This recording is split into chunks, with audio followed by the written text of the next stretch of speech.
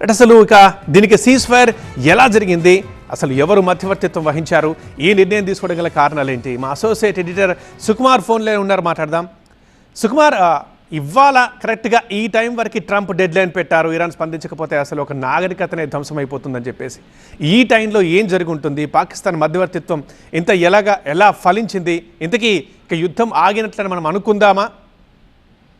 పృథ్వీ, ముఖ్యంగా 24 గంటలుగా మనకి ఏదైతే ఉత్కంఠ ఉందో, అంటే న్యూక్లియర్ వెపన్ వాడుతుందా అమెరికా అనే ప్రకటన దగ్గర నుండి దాన్ని క్రైసిస్ మేనేజ్మెంట్ చేస్తూ అటు వైస్ ప్రెసిడెంట్ కూడా జేడీ వ్యాన్స్ కూడా బయటకు వచ్చి, లేదు మా దగ్గర అత్యధికమైన కొత్త ఆయుధాలు ఇవన్నీ ఉన్నాయి, వాటిని ప్రయోగిస్తాం తప్ప న్యూక్లియర్ జోలికి వెళ్ళమని చెప్పి తను ప్రకటన చేసేంత వరకు వచ్చిందంటే ఖచ్చితంగా ట్రంప్ చేసిన వ్యాఖ్యల్ని తీవ్రంగానే ప్రపంచం అంతా తీసుకుంది. ఒకవైపు భయపడిన పరిస్థితి కూడా మనం చూసాం. కాకపోతే లాస్ట్ మినిట్, అంటే ఇప్పుడు మనకి ఈ రోజు మన టైం ప్రకారం 5:30కి డెసిషన్ తీసుకుంటామని చెప్పిన తర్వాత కరెక్ట్ గా ఒక గంటన్నర ముందు ఈ నిర్ణయం తీసుకోవడం వల్ల ఒక విధంగా చూస్తే కనుక అటు క్రూడ్ మార్కెట్లు కావచ్చు, ఇటు ప్రపంచ దేశాలు, ముఖ్యంగా మనకి యుఏఈ కావచ్చు, దుబాయ్ లాంటి దేశాలన్నీ కూడా చాలా వరకు రిలీఫ్ పొందినట్టుగానే మనం చూడాలి.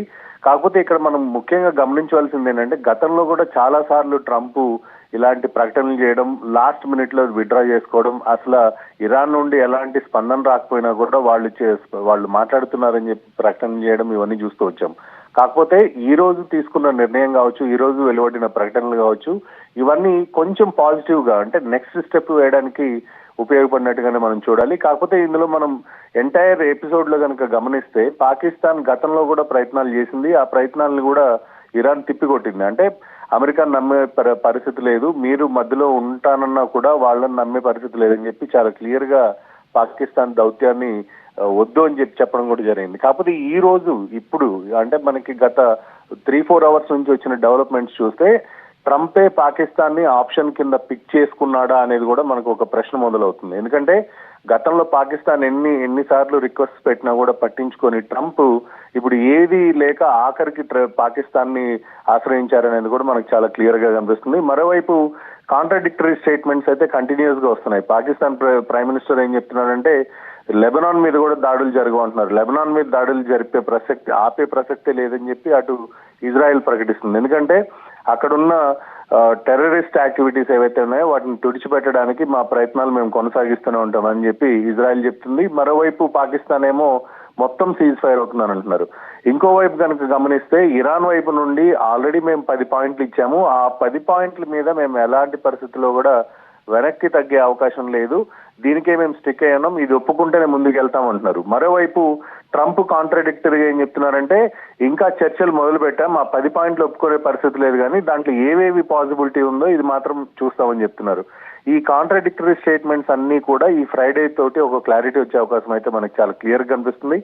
మరోవైపు క్రూడ్ మనకి కంటైనర్స్ కావచ్చు, షిప్స్ కావచ్చు, ఏవైతే ఇప్పటి వరకు హార్మోజ్ జలసంధిలో ఆగిపోయినాయో వాటికన్నిటికీ 2 వీక్స్ లో మొమెంటం మొదలవుతుంది. కాబట్టి ఖచ్చితంగా ఒక చిన్న రిలీఫ్ అయితే ఆయిల్ సెక్టర్ కి సంబంధించి వచ్చే అవకాశాలు ఎక్కువగా ఉంటాయి. మరోవైపు మనకి అరేబియన్ కంట్రీస్ ఏవైతే ఉన్నాయో వీటన్నిటి నుంచి కూడా ఎక్స్పోర్ట్స్ కావచ్చు, అదేవిధంగా ఆయిల్ ఏదైతే ఇప్పటి వరకు వాళ్ళు ప్రొడ్యూస్ చేసి ట్రాన్స్పోర్ట్ చేయలేకుండా హోల్డ్ చేసుకుంటున్నారో వాటిని అన్నింటినీ పంపించే పరిస్థితి కావచ్చు, ఇవన్నీ కూడా కాస్త, అంటే మనకి 100% సొల్యూషన్ దొరకపోయినప్పటికీ కూడా అట్లీస్ట్ ఒక 50-60% అయితే వాళ్ళ దగ్గర ఉన్న నిలువలన్నీ కూడా ప్రపంచానికి పంపించే అవకాశం ఈ డీల్ ద్వారా జరుగుతుంది.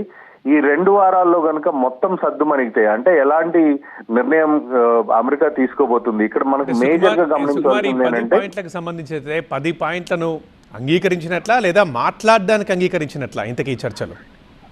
ఇరాన్ ఏమో ఇప్పటి వరకు అమెరికా అంగీకరించలేదు, మేమైతే ఈ పాయింట్ల మీద స్ట్రిక్ట్ గా ఉన్నాము అని చెప్పి ఇరాన్ చెప్తుంది. ట్రంప్ ఏమో దీనికి సంబంధించి ఆల్రెడీ ఇరాన్ మాతో మాట్లాడింది, మేము వాళ్ళకి ఇవన్నీ కాదు, ఈ 10 పాయింట్ల మీద మేము పూర్తిగా అన్నిటికీ ఒప్పుకోవట్లేదు, కానీ చర్చలు మొదలు పెడుతున్నామని చెప్పి ట్రంప్ చెప్తున్నారు.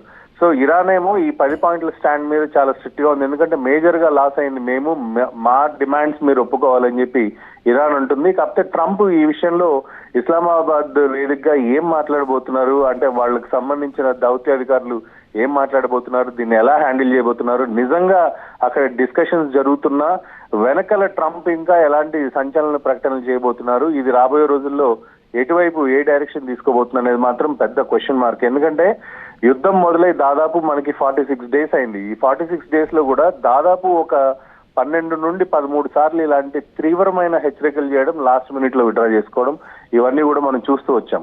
సో దీనివల్ల ఈ చర్చలు ఎంతవరకు సఫలీకృతం అవుతాయి అంటే, మనకి పాకిస్తాన్ లాంటి చిన్న దేశం వేదికగా అమెరికా లాంటి దేశం ఇరాన్ తో డీల్ చేస్తుంది అని అంటే, దీన్ని మనం ఎలా తీసుకోవాలనేది మాత్రం మనకి ఫ్రైడే వరకు వేచి చూడాల్సిందే. మరోవైపు ఏంటంటే, ప్రపంచంలో మిగిలిన దేశాలను కూడా ఇన్వాల్వ్ చేసుంటే అది ఇంకా ఈజీగా సొల్యూషన్ దొరికేది, కానీ కేవలం పాకిస్తాన్ ని పెట్టుకోవడం వల్ల ఇది ఎంతవరకు ఉపయోగపడుతుంది అనేది కూడా ప్రతి ఒక్కరూ ఆలోచిస్తున్న పరిస్థితి. ఇంకొక వైపు మనకి ఇజ్రాయెల్ నుండి ఏ ప్రకటన కూడా ఈ రోజు వరకు రాలేదు. అంటే అమెరికా చెప్తుంది తప్ప ఈ సీజ్ ఫైర్ డీల్ ని ఎగ్జిక్యూట్ చేస్తాం, వాళ్ళతో మాట్లాడతాం అంటున్నారు, కానీ ఎవరైతే యుద్ధం మొదలు పెట్టారో, ఇజ్రాయెల్ మొదలు పెట్టిన తర్వాత ఇప్పటి వరకు వాళ్ళు కంటిన్యూస్ గా పోరాడుతూనే ఉన్నారు. వాళ్ళ వైపు నుంచి ఎలాంటి ప్రకటన లేదు. వాళ్ళు ఇస్లామాబాద్ కు వచ్చి ఇస్లామాబాద్ వేదికగా ఈ చర్చల్లో పాల్గొంటారా, అమెరికాకు సపోర్ట్ చేస్తారా, ఇరాన్ తో సంధి చేసుకుంటారా, ఇవన్నీ కూడా క్వశ్చన్స్ కింద మనకు కనిపిస్తున్నాయి. సో మరికొద్ది గంటల్లోనే మనకి ఇజ్రాయెల్ నుండి కూడా ఒక ప్రకటన వచ్చే అవకాశం ఉంటుంది.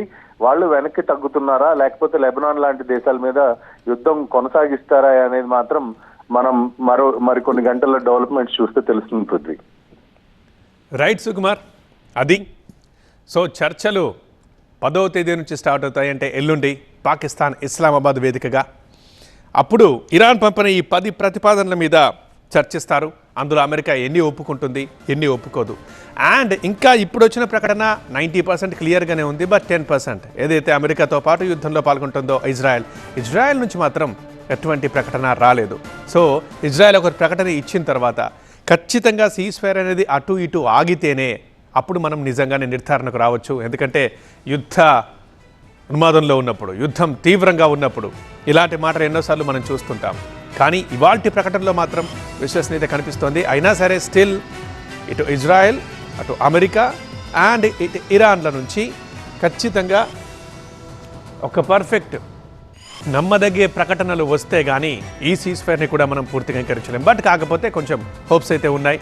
అయితే ఈ 2 వారాల పాటు దాడులు నిలిపివేస్తున్నామని ఇటు ట్రంప్ చెప్పాడు, అటు ఇరాన్ కూడా చెప్పింది. ఏదైతే హార్ముజ్ జలసంధి ఉందో మొత్తం హాట్ టాపిక్గా ఉంది యుద్ధం నేపథ్యంలో. ఆ హార్ముజ్ జలసంధిని తెరవాలని ట్రంప్ అడిగారు అండ్ తెరుస్తామని కూడా ఇరాన్ చెప్పింది. అయితే ఆ వర్గం నుంచైనా ఈ వర్గం నుంచైనా వస్తుంది ఒకటే, 2 వారాల పాటే దీన్ని ఆపుతున్నాం. అది కూడా చర్చల కోసం. సో చర్చలు ఫలిస్తే పూర్తిగా ఆగుతుంది, ఫలించకపోతే చూడాలిక.